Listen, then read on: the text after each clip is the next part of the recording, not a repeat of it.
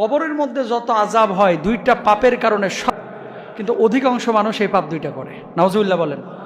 আপনাদেরকে আযাব হয় বেশি এই দুইটা কারণে, কিন্তু এই দুইটা কাজই মানুষ বেশি করে। এক নম্বর হচ্ছে আল বাউল। রাসূল আকরাম সাল্লাল্লাহু আলাইহি ওয়াসাল্লাম রাস্তা দিয়ে হেঁটে যাচ্ছেন। মুহাদ্দিসিনদের মধ্যে মতভেদ আছে, কেউ বলছেন মক্কায়, কেউ বলছেন মদিনায়।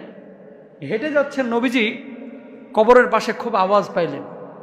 সাহাবীরা জিজ্ঞেস করলেন, ইয়া রাসূলুল্লাহ, আপনি দাঁড়াইলেন কেন? কয়, এই দুইটা কবরে আযাব হচ্ছে। নবীজি যখন আযাব শুনতে পেলেন, নবীজি এখানে থমকে দাঁড়ালেন। নবীজি বললেন, এই দুইজন ব্যক্তি তেমন কোনো বড় অপরাধ করে নাই, ছোটোখাটো অপরাধের কারণে তাদের কবরে আযাব হচ্ছে। কি ইয়া রাসূলুল্লাহ, আমরা কি জানতে পারি কি অপরাধ? হ্যাঁ, অবশ্যই তোমরা জানবা, সতর্কতার জন্য আমি বলে দিচ্ছি। পেশাব করে যারা ঢিলা কলুপ ব্যবহার না করে, পবিত্রতা ঠিকমতো অর্জন না করে, এক হচ্ছে এই পেশাবকারী ব্যক্তি ঢিলা কলুপ ব্যবহার করতে না, দুই নম্বর হচ্ছে চগুল